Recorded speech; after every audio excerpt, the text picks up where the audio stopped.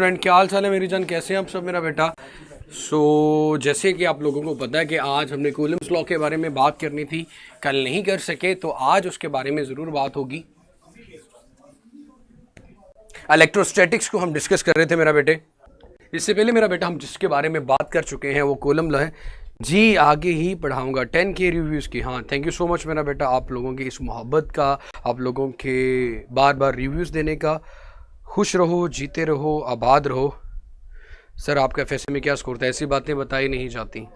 इंशाल्लाह सर वो भी आएगा एक दिन, इंशाल्लाह जी इंशाल्लाह। Sorry for previous. अच्छा जी, discuss please sir. Camera adjust कर ले प्लीज़। कैमरे में क्या इशू है मेरी जान, ज़रा जल्दी से बताएं ताकि फिर हम अपना टॉपिक है वो उसको स्टार्ट करें। कूलम्स लॉ को मेरा बेटा फ्रेंड साइंटिस्ट ने दिनों ने दो पॉइंट चार्जेस के दरमियान फोर्स ऑफ अट्रैक्शन और रिपल्शन के लिए लॉ दिया। कूलम्स लॉ से रेलिवेंट मेरा बेटा आज हमने बात करनी है। सबसे पहले तो मेरे बच्चे,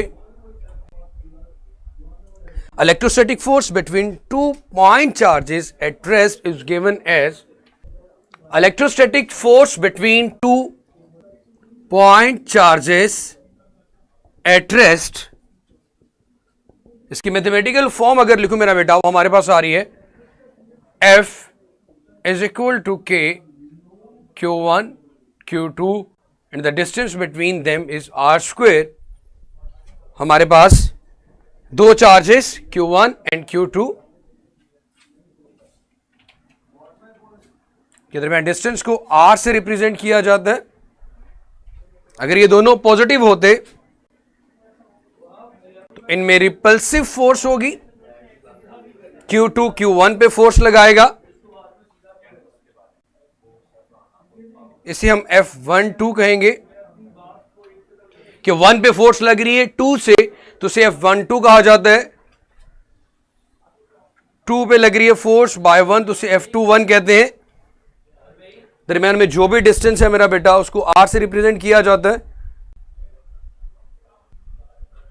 सबसे पहले बात करते हैं मेरा बेटा, यहां पे आप लोगों ने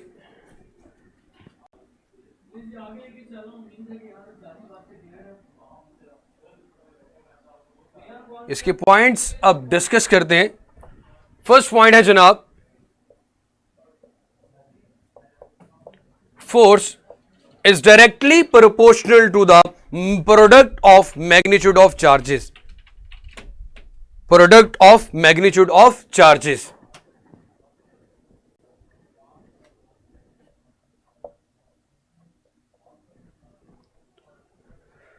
सो मेरे भाई यहां पे प्रोडक्ट क्या शो करता है कि अगर इसमें से मैं किसी एक चार्ज का magnitude, if magnitude of either charge, किसी एक चार्ज का अगर मैं मैग्नीट्यूड डबल कर देता हूं, इज डबल्ड, यहां पे अगर 2 आ जाएगा तो सिंपली जो फोर्स ऑफ अट्रैक्शन और रिपल्सन या इलेक्ट्रोस्टैटिक फोर्स है मेरा बेटा वो भी क्या हो जाएगी, डबल हो जाएगी। उसे F प्राइम हम कह लेंगे मेरा बेटा, वो क्या हो जाएगी 2F। अगेन स्टेटमेंट के according force is directly proportional to the product of magnitude of charges. तो अगर आप इसमें से किसी एक का चार्ज का मैग्नीट्यूड डबल कर देते हैं तो फोर्स आपके पास क्या हो जाएगी मेरा बेटा, डबल हो जाएगी। लेकिन अगर इन केस आप क्या करते हैं, magnitude of both charges is double, F magnitude of both charges is double. अगर आप दोनों चार्जेस का मैग्नीट्यूड डबल कर देते हैं तो क्या होगा मेरा बेटा, 2 मल्टीप्लाई बाय 2, तो फोर्स टाइम हो जाएगी। ऐसे आएगा ना, डबल हो जाएगा। पहले सिर्फ 2 आ रहा था, अब 2 into 2 4, so F prime will be equal to 4F। किसी एक चार्ज का मैग्नीट्यूड डबल करने से फोर्स 2 टाइम्स हो रही है, लेकिन अगर दोनों चार्जेस का मैग्नीट्यूड आप डबल कर देते हो तो फोर्स हमारे पास 4th टाइम आ रही है। उसके बाद ये तो आ गया इसका डायरेक्ट रिलेशन। Q1 Q2 के साथ। अब हम बात करते हैं सेकेंड पॉइंट की, इधर लिख देता हूं, F is inversely proportional to square of the distance between the point charges. F is inversely proportional to square of the distance between the point charges.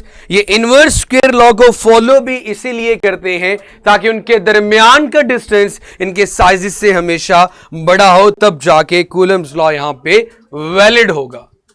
भाई अब इस डिस्टेंस को कम या ज्यादा करने से क्या फर्क पड़ता है? इनवर्स आ रहा है मेरा बेटा, इसे कहते हैं इनवर्स स्क्वायर लॉ। जान पानी भी पिला दे, ठीक है sir. Inverse square law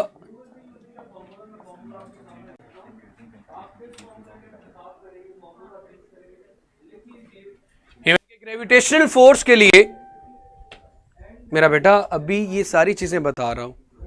force की डिपेंडेंसी किस पे डिपेंड कर रही है? मैग्नीट्यूड ऑफ चार्जेस पे, मीडियम पे, the distance between the charges पे, इन सारी चीजों पे ये डिपेंडेंट करता है। हमें एक्चुअली यहां पे जिस बात के ऊपर फोकस करने हैं वो के की डिपेंडेंस है।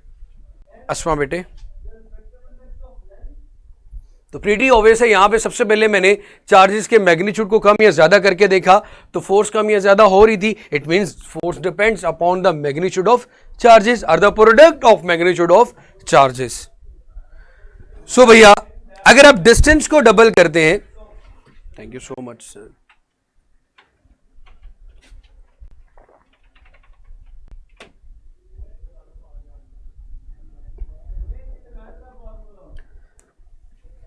बेटा मूव, अट्रैक्शन और रिपल्शन होना, एक दूसरे के ऊपर फोर्स एग्जिस्ट करना।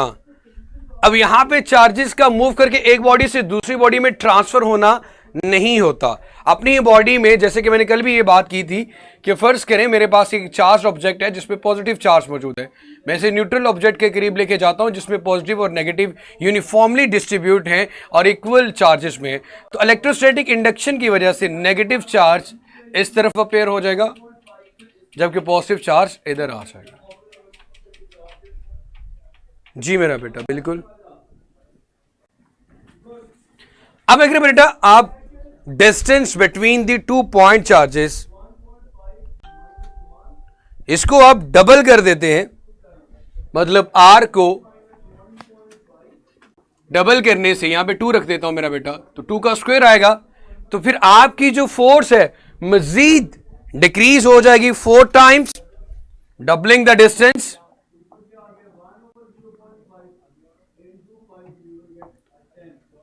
डबलिंग द डिस्टेंस, डिस्टेंस को डबल करने से force will reduce force by 4 times,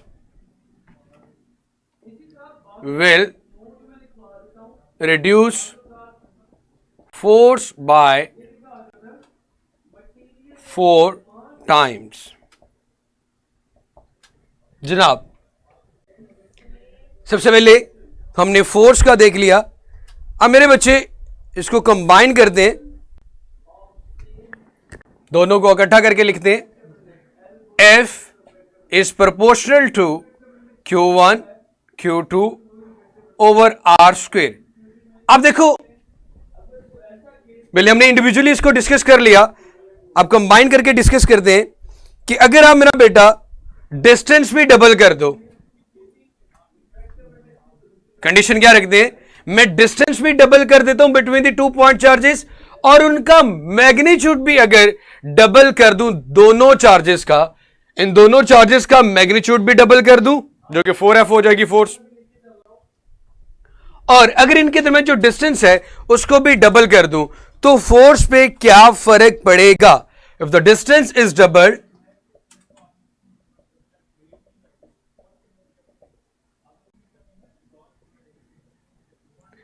if distance is doubled and magnitude of both charges is also doubled,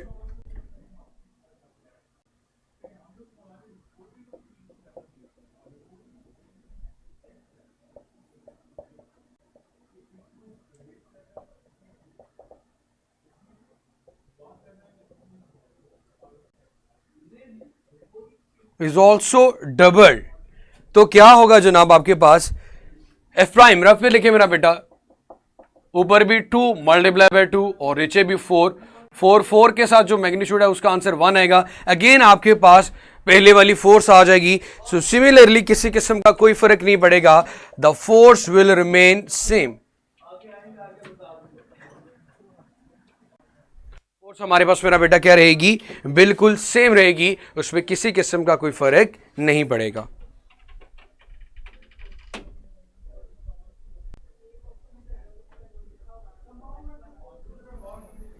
अब what is called the K? K is called the Coulomb's constant, जो depend करता है F Q R के लिए। आप किस system of units में बात कर रहे हैं? मीडियम के लिए K की वैल्यू क्या आती है? जैसे कि हमारे पास वैक्यूम अगर हो तो वैक्यूम में या फ्री स्पेस में हमारे पास रिलेटिव परमिटिविटी की वैल्यू क्या है या K की वैल्यू क्या होती है। फिर अगर आप कोई और मीडियम दो चार्जेस के दरमियान में प्लेस करते हैं तो फिर उस वक्त हम रिलेटिव परमिटिविटी की वैल्यू की बात करते हैं। फोर्स उतने टाइम कम हो जाती है जितनी रिलेटिव परमिटिविटी होती है। अब रिलेटिव परमिटिविटी किसे कहते हैं उसकी बात करेंगे। यहां तक मेरे बच्चे अगर आपको क्लियर हो गया तो मुझे बता दें।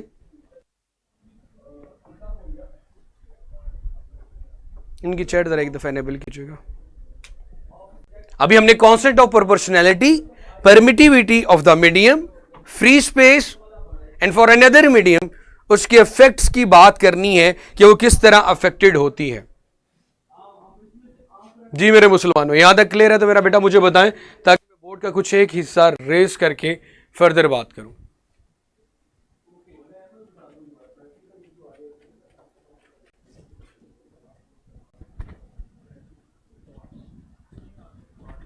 क्लियर है मेरा बेटा, क्लियर है?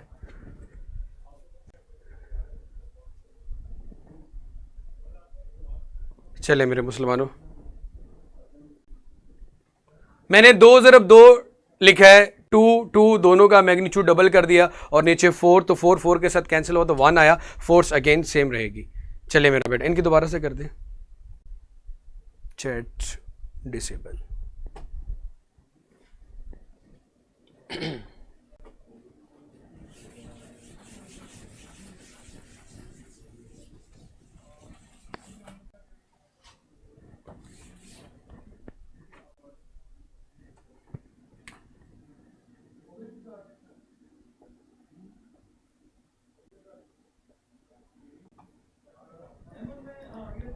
चले मेरा बेटा, हम यहां ने फॉर्मूले में जो के यूज किया, 4th पॉइंट इसका, के इज कॉल्ड कूलम्स कांस्टेंट। के इज कॉल्ड कूलम्स कांस्टेंट, इसको हम कूलम्स कांस्टेंट कहते हैं। इसकी डिपेंडेंस की अगर बात की जाए,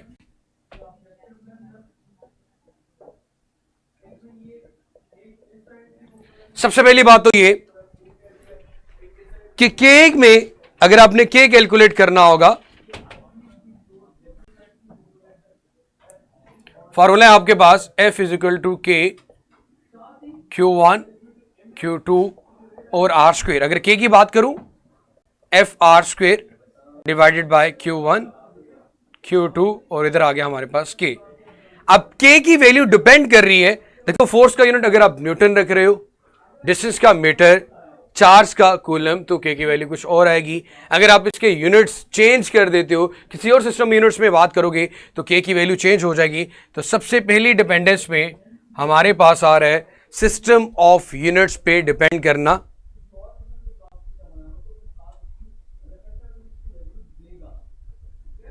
units of F Q and R, force के लिए, चार्ज के लिए और डिस्टेंस के लिए कौन से यूनिट का इस्तेमाल किया जाता है। सेकंड पॉइंट, वैक्यूम के अंदर के की वैल्यू, वैसे के का फॉर्मूला आपके पास होता है 1/4 पाई एप्सिलॉन नॉट, और epsilon not for free space इसकी वैल्यू होती है actually 85 multiply by 10⁻⁻12 coulomb square पर न्यूटन पर मीटर। इस वैल्यू को जब हम के अंदर पुट करते हैं, सो के फॉर वैक्यूम या फ्री स्पेस हमारे पास आ रहा होता है 9 multiply by 10⁻⁹ newton metre square पर कूलम स्क्वायर।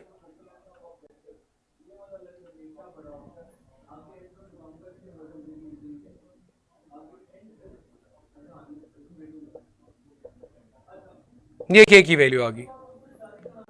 अब आप लोगों ने मेरा बेटा दूसरी डिपेंडेंस क्या आ रही है, रिलेटिव परमिटिविटी की, कि अगर आपने वैक्यूम के अलावा, एयर के अलावा कोई और मीडियम यूज किया, medium between the charges, medium between the charges, जिसे हम रिलेटिव परमिटिविटी कहते हैं। रिलेटिव परमिटिविटी आपको आपकी बुक में हर एक मीडियम के लिए डिफरेंट नजर आएगी। रिलेटिव परमिटिविटी की वजह से, रिलेटिव परमिटिविटी क्या है मेरा बेटा, जिस तरह आप रिफ्रैक्टिव इंडेक्स में कंपैरिजन करते थे speed of light in air का to the speed of light in any medium. इसी तरह मेरा बेटा परमिटिविटी ऑफ द मीडियम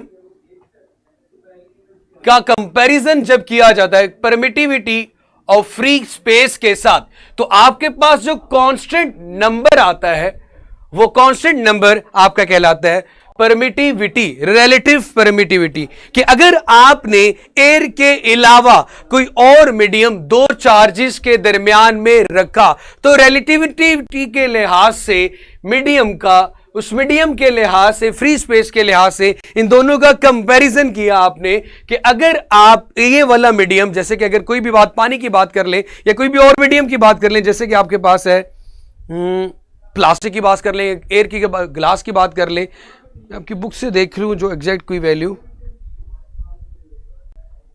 सुबह सेकेंड ईयर की बुक देना यहां से, बाहर वाले टेबल में पड़ेगी। तो क्या होगा भाई, मीडियम, तो आपके पास एक कांस्टेंट नंबर आएगा। अब ये कांस्टेंट नंबर यहां पे ऐड हो जाएगा इस फार्मूले में। अगर मैं फार्मूला फाइनली लिखूं F = K Q1 Q2 over R square, K की जगह आप लिखते हैं 1/4 पाई एप्सिलॉन नॉट। अगर कोई और, ये तो तब था जब आपने मेरा बेटा मीडियम यूज किया एयर, इसकी वैल्यू वैसे भी 1 होती है। अगर कोई और यूज करेंगे तो उसका फैक्टर रिलेटिव परमिटिविटी का ऐड हो जाएगा। डिवीजन में वैल्यू जितनी बढ़ेगी आंसर उतना ही ज्यादा कम आएगा। सो एक चीज मेरा बेटा याद रखिएगा, कोई भी मीडियम एक्सेप्ट द एयर या वैक्यूम के अलावा जो आप ऐड करोगे बिटवीन दी 2 पॉइंट चार्जेस, उनके दरमियान फोर्स को कम कर देगा। जैसे हमने बात की वाटर की, और वाटर अगर आपके पास यूज किया जाए तो वाटर की रिलेटिव परमिटिविटी आपके पास 78 है अप्रोक्सीमेट। इस बात का मतलब यह बनता है कि जो फोर्स एयर के अंदर मौजूद थी, electrostatic force between 2 point charges, अगर उनके दरमियान वाटर को लेके आया जाए तो वो फोर्स 78 टाइम्स डिक्रीज कर जाएगी। वो फोर्स 78 टाइम्स डिक्रीज कर जाएगी। वो फोर्स 78 टाइम्स डिक्रीज कर जाएगी। सर ऊपर वाला नजर नहीं आ रहा, कौन सा नजर नहीं आ रहा? ये देखिए, ये वाला फोकस करें ना। फीरा कह रही है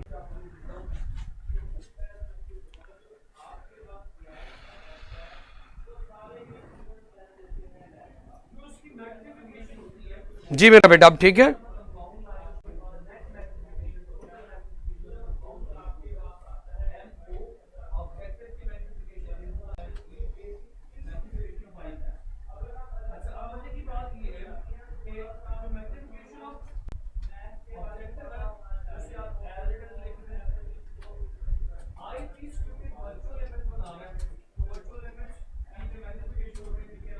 इनकी चैट एनेबल कीजिएगा।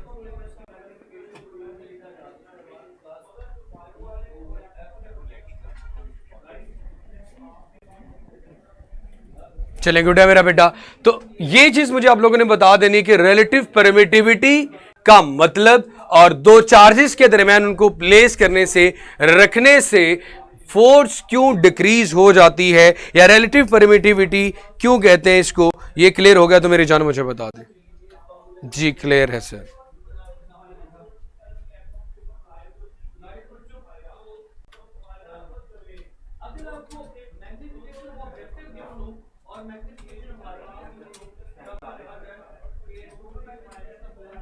चले, गुड है मेरा बेटा। अब नेक्स्ट की बात करते हैं।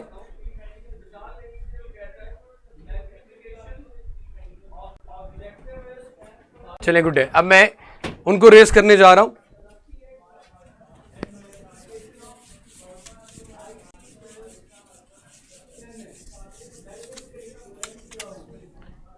नेक्स्ट है जनाब आपके पास मेरा बेटा फिफ्थ पॉइंट इसका, coulomb force is a mutual force, कि दोनों एक दूसरे के ऊपर फोर्स लगा रहे थे। जैसे मैंने अभी यहां पे F12 और F21 लिखा था, Coulomb's force is a mutual force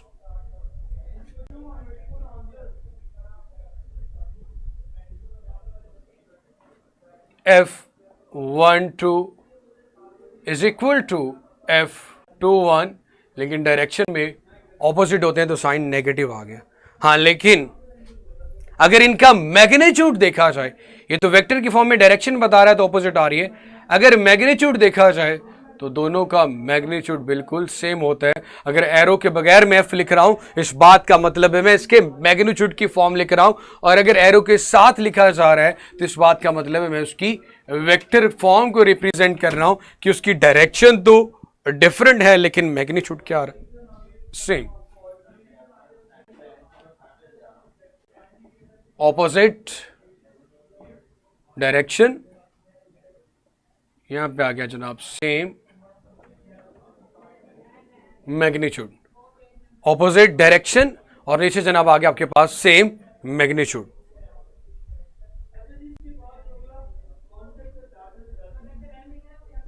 force कैसे आई बेटा सेम साइड पे? जी बेटा,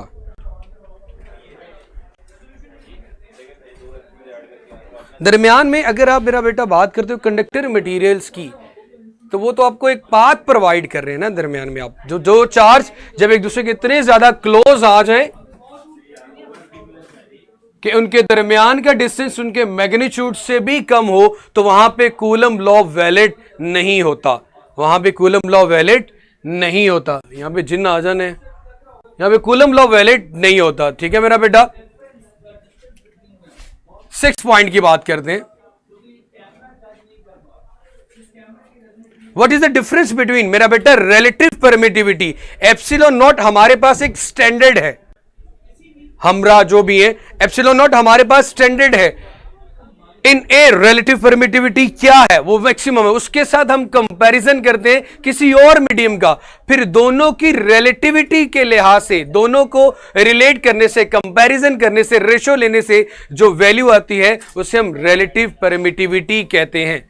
Permittivity of the medium to the permittivity of the free space is called relative permittivity.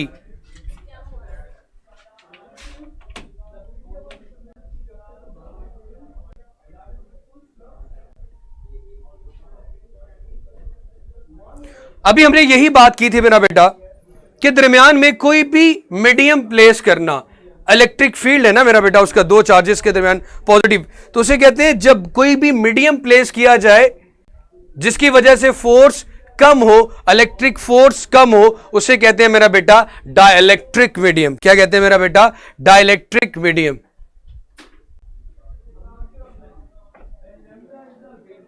If dielectric is placed, अगर डाइलेक्ट्रिक को रखा जाता है बिटवीन पॉइंट चार्जेस, तो जो भी डाइलेक्ट्रिक रखा जाएगा, जो भी मीडियम रखा जाएगा, उसके लिहाज से उतने टाइम, मैंने अभी यही 78 की एग्जांपल देके बताई थी कि 78 टाइम्स जो original force between the 2 point charges थी एयर के अंदर, उतने टाइम वो डिक्रीज कर जाएगी. So F medium will be equal to, जो भी मीडियम आपने रखा उसके अंदर जो इलेक्ट्रिक फोर्स होगी, जो वैक्यूम के अंदर फोर्स थी, वो डिवाइड हो जाएगी उसकी रिलेटिव परमिटिविटी के साथ. यही बात की थी यहां पे भी मेरा बेटा. यहां पे 78 पुट करूंगा तो ओरिजिनल वैल्यू जो कि 1/4 by epsilon not Q over Q over R square air के अंदर थी, वैक्यूम के अंदर थी, वो एप्सिलॉन और के साथ जाके डिवाइड हो जाएगी, फिर उसका जो भी आंसर आएगा.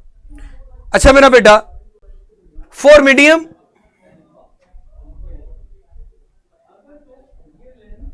मीडियम की अंदर जो इलेक्ट्रोस्टैटिक फोर्स है वो हमेशा कम होगी वैक्यूम के अंदर जो इलेक्ट्रोस्टैटिक फोर्स है, क्योंकि वो सबसे ज्यादा होती है, क्योंकि दरमियान में कोई मीडियम नहीं, वैक्यूम मौजूद है. जैसे कोई मीडियम प्लेस करते हैं इलेक्ट्रिक फोर्स कम हो जाती है.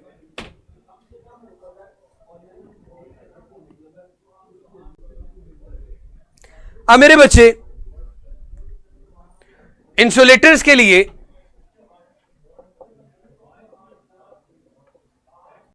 फॉर इंसुलेटर्स रिलेटिव परमिटिविटी की वैल्यू हमेशा ग्रेटर देन 1 होती है, बट फॉर द कंडक्टर्स, अगर कोई कंडक्टर प्लेस किया जाए तो रिलेटिव परमिटिविटी आपके पास इन्फिनिट होती है.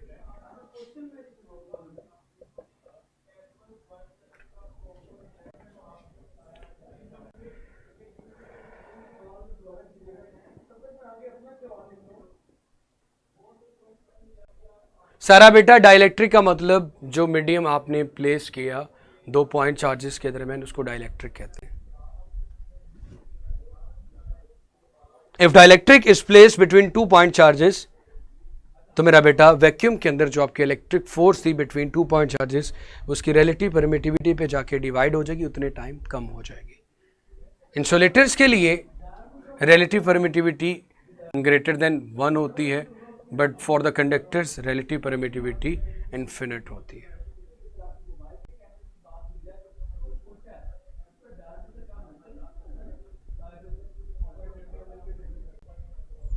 हमारे पास टेबल में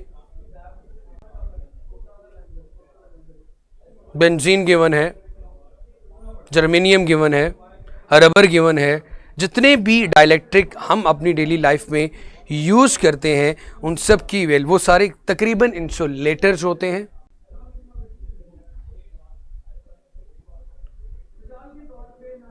इन्फिनिट वाला, इन्फिनिट मेरा बेटा ये देखें, अगर आपने इंसुलेटर्स के बजाय कंडक्टर प्लेस कर दिया है, रिलेटिव परमिटिविटी, कंडक्टर का मतलब कि उसका जो डाइलेक्ट्रिक है, डाइलेक्ट्रिक का मतलब था जो इलेक्ट्रिक फील्ड को कम करे.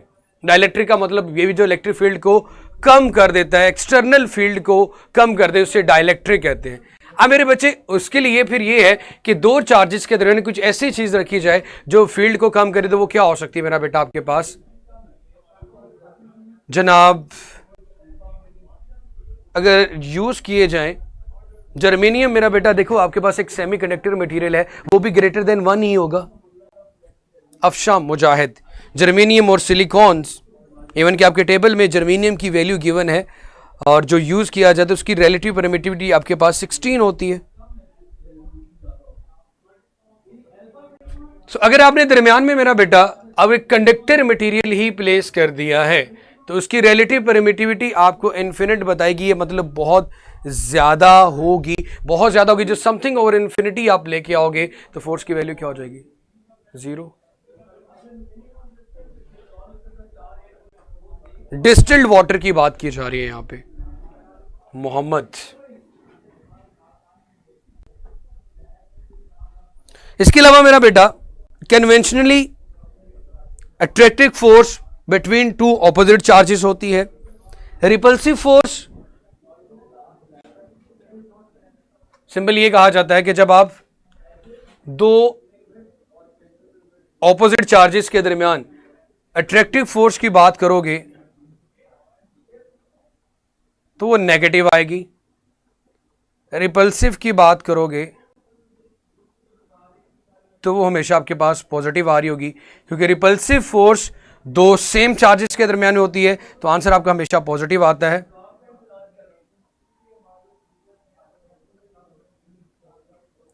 अट्रैक्टिव फोर्स दो ऑपोजिट चार्जेस के दरमियान होती है, जिसकी वजह से आंसर हमेशा आपके पास नेगेटिव आता है।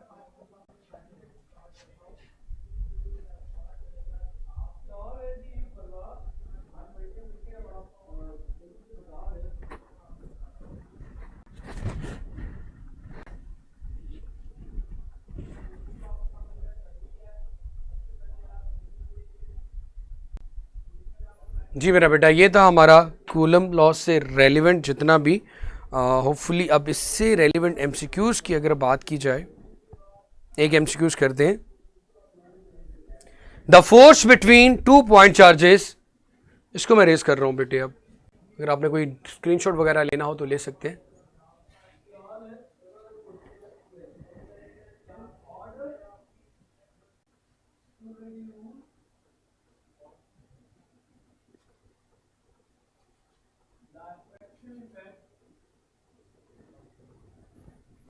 जो नहीं करते, the force between 2 point charges is F. Force दो between 2 point charges is F if dielectric between 2 point charges, if the distance between two charges increase 2 times and a medium ER is equal to 4 introduced between charges, new force between the charges will be। अगर distance दो charges के दरमियान वो कहता है मेरा बेटा 2 times कर दिया जाए, 2R कर दिया जाए R की बजाय, सो कौन सा पोर्शन रेस करना चाहिए? वो 5 वाला कर रहा हूं मेरा बेटा।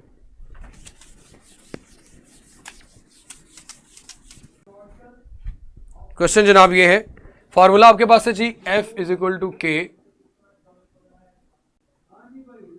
Q1 Q2 over R square. कह रहे हैं जी अगर आप क्या कर दें, परमिटिविटी, रिलेटिव परमिटिविटी अगर आपके पास 4 हो, ER की वैल्यू आपके पास 4 आ रही हो, और अगर आप R को 2R कर दें तो फोर्स पे क्या फर्क पड़ेगा या फोर्स किसके इक्वल आएगी?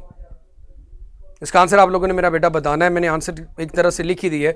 फॉर्मूला अगर लिखना चाहूं, जब मीडियम मौजूद हो तो 1/4 pi epsilon not epsilon R into Q1 Q2 over R square.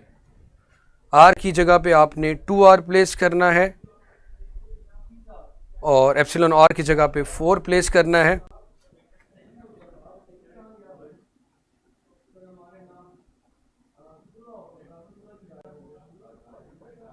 इसलिए मैंने 4 लिख दिया, Q1 Q2, R की जगह पे मैंने मेरा बेटा 2R प्लेस कर दिया। सो 2 का स्क्वायर भी 4 आएगा, 4 इंटू 4 16 आ जाएगा। 16 वाला फैक्टर मैं अलग लिख देता हूं, 1/16। बाकी सारी value 1/4 pi epsilon naught Q1 Q2 over R square आ जाएगी। तो ये जो सारी वैल्यू है ये किसके इक्वल आ रही है मेरा बेटा? ये F के इक्वल आ रही है। सो 1/16 F, 1/16 फोर्स का ओरिजिनल 1/16 रह जाएगी अगर आप ये वेरिएशन इसमें करते हैं। सर जी 7th पॉइंट बता दें। 7th पॉइंट मेरा बेटा ये है कि अगर दो ऑपोजिट चार्जेस पॉजिटिव और नेगेटिव के दरमियान जब आप न्यूमेरिकल सॉल्व करते हुए एक को पॉजिटिव और दूसरे को नेगेटिव रखोगे तो फोर्स नेगेटिव आएगी। नहीं, फोर्स आपके पास मेरा बेटा नेगेटिव आएगी। उसके बाद जनाब मेरा बेटा अगर आपके पास, जी मेरा बेटा हम बात कर दूंगा। दूसरा ये कि अगर आपके पास सेम फोर्स, सो मतलब नेगेटिव चार्जेस हो, -Q का मैग्नीट्यूड जब -Q के साथ मल्टीप्लाई होगा तो आंसर पॉजिटिव आएगा, और पॉजिटिव अगर नेगेटिव आपस में मल्टीप्लाई होंगे तो आंसर नेगेटिव आएगा। टेस्ट, जी मेरा बेटा टेस्ट मेरे ख्याल में आज भी टेस्ट डिस्कशन की वजह से सर ने ऐड नहीं किया कि टेस्ट डिस्कशन होगी, तो इस वजह से ऐड नहीं किया गया। और अगर आपका कोई इससे रेलिवेंट कोई और, हाँ एक चीज़, अच्छा एक क्वेश्चन है छोटा सा कि अगर आपके पास एक चार्ज कंडक्टर हो, अगर आपके पास एक चार्ज कंडक्टर हो तो उसका जो चार्ज है वो कहाँ पे मौजूद होता है? A charge conductor has charge on it's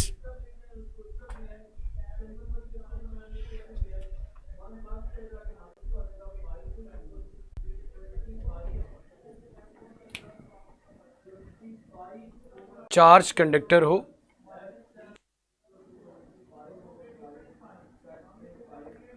has charge, कहां पे मौजूद होता है एक चार्ज कंडक्टर का चार्ज?